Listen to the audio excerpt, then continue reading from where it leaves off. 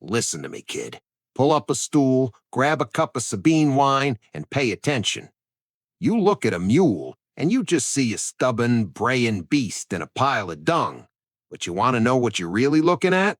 You're looking at pecunia. That's the Latin word for money, my friend. And it's absolutely no coincidence that the word for money comes straight from pecus, meaning livestock. In this empire, herds ain't just farm animals. They're the primary stash of wealth and the absolute engine of the Roman economy. You want to get into the mule dealing business? You want to know how a guy goes from shoveling manure to wearing fine silk? I'm going to break down the economics of this beautiful, dirty business for you, from the absolute bottom rung of the ladder all the way up to the highest heights you could possibly reach. You got to start at the bottom, and the bottom is the muleo, a simple mule driver. You're out there walking the rutted Roman roads, dealing with the mud and a beast that weighs 5 times what you do. What's the pay like? Well, the Emperor Diocletian put a cap on prices to fight inflation. By law, the maximum wage for a mule driver or a herdsman is 20 to 25 denarii a day, plus your keep. What does 25 denarii actually buy you? Not a villa, that's for sure.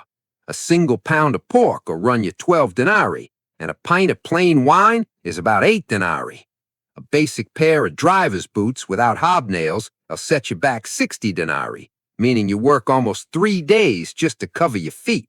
It's a tough, hand-to-mouth existence. But here is the secret to surviving the bottom rung. You don't do it alone. You join a collegium, specifically the Collegium Mulionum, the Muleteers Guild. For the working class, even for slaves and freedmen, these guilds are our social operating systems. You pay an initiation fee, maybe 100 sestertians and an amphora of good wine, plus small monthly dues. In return, you get brothers watching your back. The guild throws massive banquets and special remembrance feasts called the Days of the Rose and the Days of the Violet. We elect our own officers, like the quinquennalis, and most importantly, it functions as a burial society. If you drop dead on the Appian Way, the guild ensures you get a proper cremation in the Astrinum and a niche in the Columbarium so you don't end up tossed in a ditch. It gives a nobody an identity, legal standing, and a ladder out of the gutter. Once you save up enough denarii, you stop driving other people's beasts and you buy your own stock. Now you're an owner-operator, and managing your overhead is the name of the game. Let's talk about expenses. Buying a standard pack donkey for working costs 7,000 denarii, but if you want a premium riding donkey, you're dropping 15,000. Mules are even more valuable. Top-tier first-category she-mule can run you an unbelievable 36,000 denarii. You gotta outfit them, too. Basic pack saddle for a mule is 350 denarii. You have to feed the beasts, and you have to pay the professionals. A vet will charge you 6 denarii per animal just to clip and groom their hooves. But here's how you make that money back. Freight.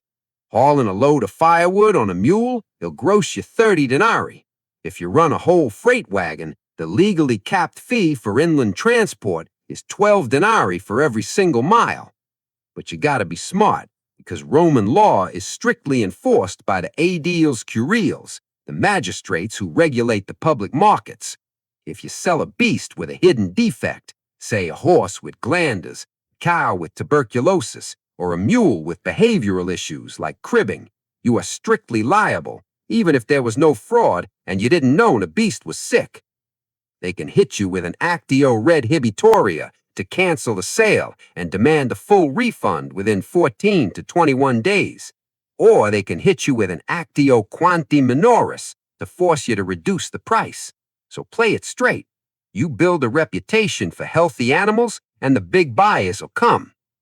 Now, if you want to swim with the sharks, you look to the government. The Roman military is the single largest institutional driver at a livestock trade in the whole world. The army requires a massive logistical chain. Every single 8-man squad, contubanium, is issued a pack mule. That single mule carries about 200 kilograms of heavy gear, their waterproof goatskin tent, a hand mill for grinding grain, axes, pickaxes, and cooking pots. A full legion of 5,000 men needs over 1,080 mules just for the grunts, not counting the officers' gear. When a general takes a 3-legion army on campaign, he needs a massive baggage train of over 3,000 mules and just as many colonies, that's military slave muleteers, to drive them. You get in good with the quartermasters, and you are printing money.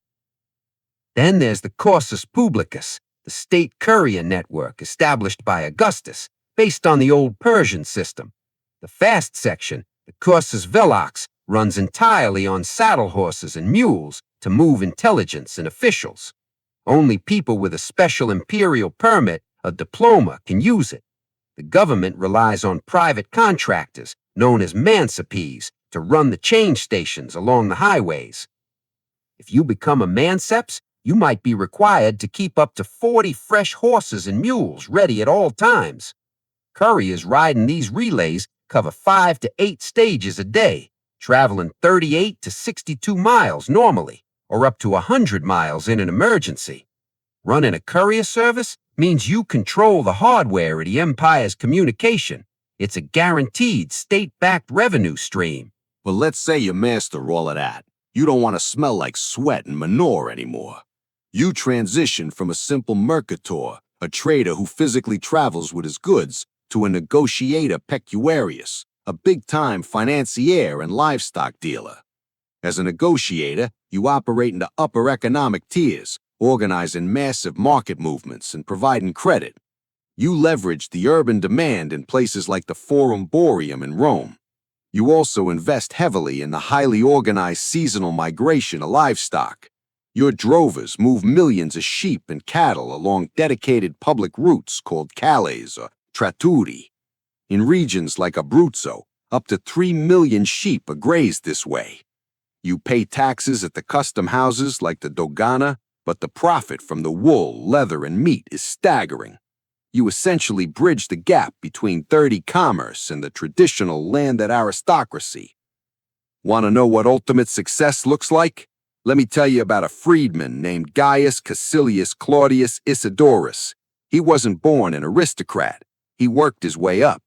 When he died, his estate held 60 million sesterces in hard liquid cash.